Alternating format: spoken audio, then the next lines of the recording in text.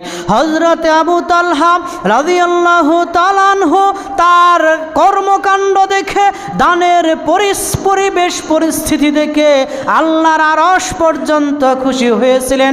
আল্লাহর নবী সাল্লাল্লাহু আলাইহি সাল্লামের কাছে একজন মুসাফির আসলো, যার খাবারের প্রয়োজন ছিল, যার কিছু চাহিদার প্রয়োজন ছিল।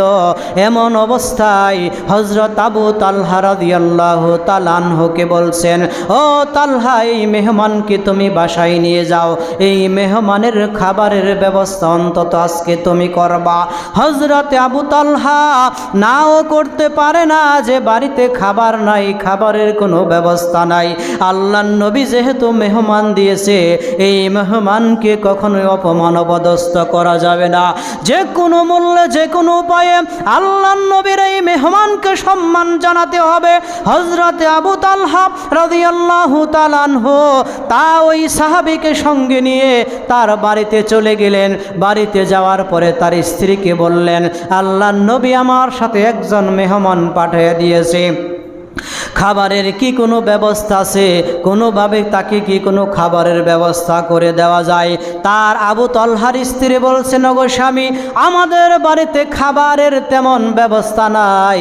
যতটুকু খাবার আছে, আমার দুইটা ছোট ছোট বাচ্চা আছে, এরা ক্ষুধার যন্ত্রণায় ছটফট করতেছে, এদের অন্তত খাবারের ব্যবস্থা করতে হবে।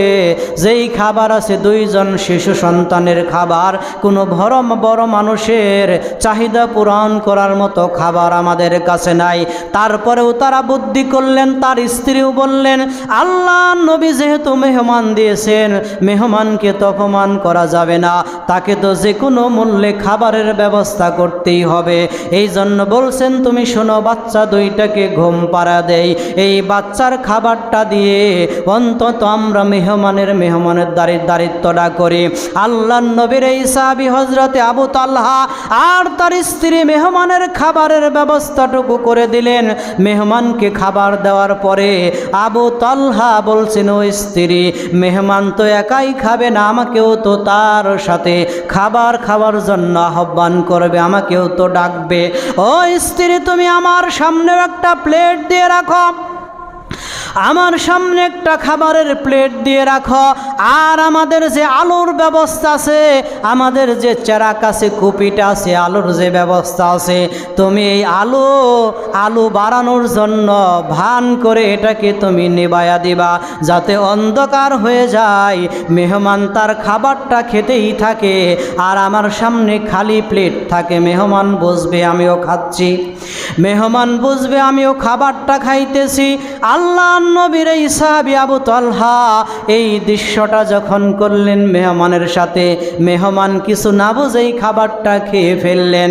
আল্লাহ নবীর এই মেহমানকে সাথে নিয়ে হযরত আবু তালহা যখন ফজরের সালাতে উপস্থিত হলেন, আল্লাহ নবী হযরত আবু তালহা রাদিয়াল্লাহু তাআলা আনহুকে বলছেন, ও আবু তালহা, এমন কি আচরণ করেছ মেহমানের সাথে, এমন কি করেছ?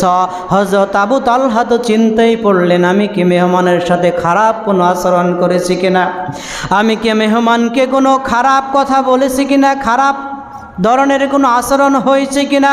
আল্লাহ নবী বলছেন, আবু তালহা, বিষয় এমন নয়, এমন কর্মকাণ্ড তুমি করেছ যেই কাজের বদৌলতে আল্লাহর আরশ পর্যন্ত খুশি হয়ে গেছে। আবু তালহা বললেন, ও আল্লাহ নবী, আমি তো তেমন কিছু করি নাই, আমার বাড়িতে যেই খাবারের ব্যবস্থাটুকু ছিল, এটা আমার সন্তানের খুব প্রয়োজন ছিল, কিন্তু আপনি যে মেহমান দিয়েছেন, মেহমানকে তো অপমান করা যাবে না, এই জন্য আমি এই খাবারের ব্যবস্থাটুকু আমার সন্তানকে না দিয়ে মেহমানকে খাবারের জন্য ব্যবস্থা করেছি।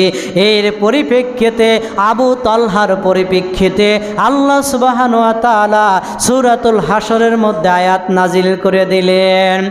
আল্লাহ সুবহানাহু ওয়া তাআলা আবু তালহাকে কেন্দ্র করে আয়াত নাজিল করে দিলেন, আবু তালহা, তুমি যে তোমার যে প্রয়োজন ছিল, প্রয়োজন থাকা সত্ত্বেও মানুষকে দান করলা, মানুষের পিছনে ব্যয় করলা, এই ব্যয়টা কত বড় সুসংবাদ তোমার আল্লাহ তোমাকে দান করেছেন। আল্লাহর আরশ তোমার জন্য খুশি হয়ে গেছে।